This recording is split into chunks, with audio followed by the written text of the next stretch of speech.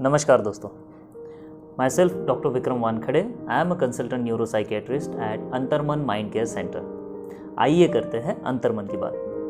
दोस्तों, आगे बढ़ने से पहले हम अनुरोध करते हैं आप सभी से कि ज़्यादा से ज़्यादा हमारे चैनल को सब्सक्राइब कीजिए और ज़्यादा से ज़्यादा लोगों तक इसे शेयर कीजिए इन वीडियोस को, ताकि हम ज़्यादा से ज़्यादा लोगों तक ये जानकारी पहुंचा पाएँ।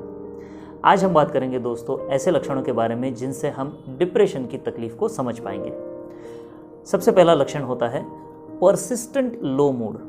देखिए, काफ़ी बार हम उदास या फिर दुखी फील करते हैं, लेकिन वो कंडीशन, वो जो मानसिक स्थिति है वो कुछ देर के लिए या फिर 1-2 दिन के लिए चलती है और वो फिर ठीक हो जाती है।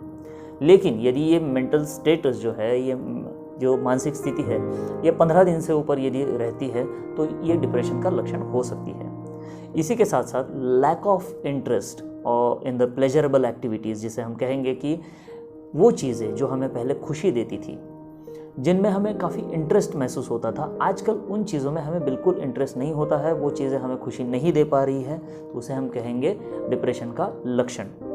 इसके अलावा पेशेंट को काफ़ी बार बहुत ज़्यादा बेचैनी महसूस होती है, तो एंजाइटी के भी काफ़ी सारे लक्षण जो है डिप्रेशन के साथ में हमें काफ़ी कॉमनली देखने को मिलते हैं। इसी के साथ साथ बहुत ज़्यादा नींद लगना या तो नींद बिल्कुल ना आना, बहुत ज़्यादा भूख लगना या तो खाना खाने की इच्छा ही ना होना, ये भी लक्षण बहुत कॉमनली डिप्रेशन के पेशेंट्स में हम देखते हैं। साथ ही साथ जो हम डेली रूटीन एक्टिविटीज़ करते हैं, जो हमारा जो रोज़मर्रा का हम काम करते हैं, उसके अंदर हमारा ध्यान न लगना, हमारा अटेंशन बराबर से ना रहना, उनमें काफ़ी बार गलतियाँ हम होते हुए देखते हैं। हम उतने एफिशिएंसी के साथ हमारा डेली रूटीन काम नहीं कर पाते हैं।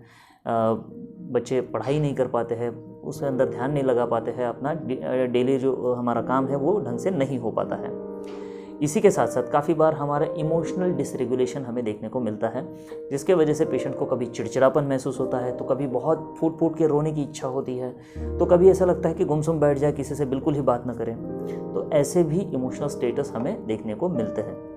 साथ ही साथ पेशेंट्स को यदि ये लक्षण काफ़ी दिनों से है और इसकी इंटेंसिटी अगर बहुत ज़्यादा सीवियर हो रही है, तो पेशेंट्स को ऐसा लगता है कि अब ज़िंदगी में कुछ बचा ही नहीं है, अब मेरा भविष्य में कुछ बचा नहीं है, मैं शायद माई लाइफ इज़ होपलेस। तो ऐसे कंडीशन में काफ़ी बार पेशेंट्स को इस ज़िंदगी से वो ऊब जाते हैं और सीवियर डिप्रेशन के पेशेंट्स में अपने आप को नुकसान पहुंचाने के या फिर सुसाइड करने के भी विचार आते हैं। काफ़ी बार ऐसी कोशिश भी वो करने की ट्राई करते हैं, ऐसे ट्रायल लेते हैं और काफ़ी बार दुर्भाग्यवश वो सक्सेसफुल भी हो सकते हैं।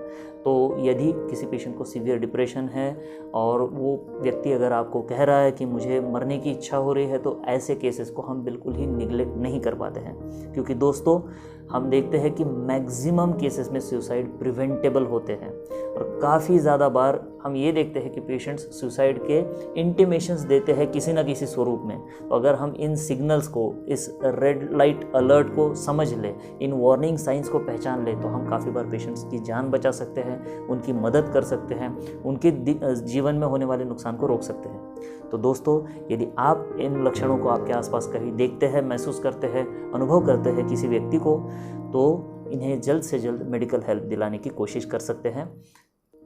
और इसीलिए हम आज यही रुकते हैं। तब तक के लिए टेक केयर ऑफ़ योर अंतर्मन। धन्यवाद।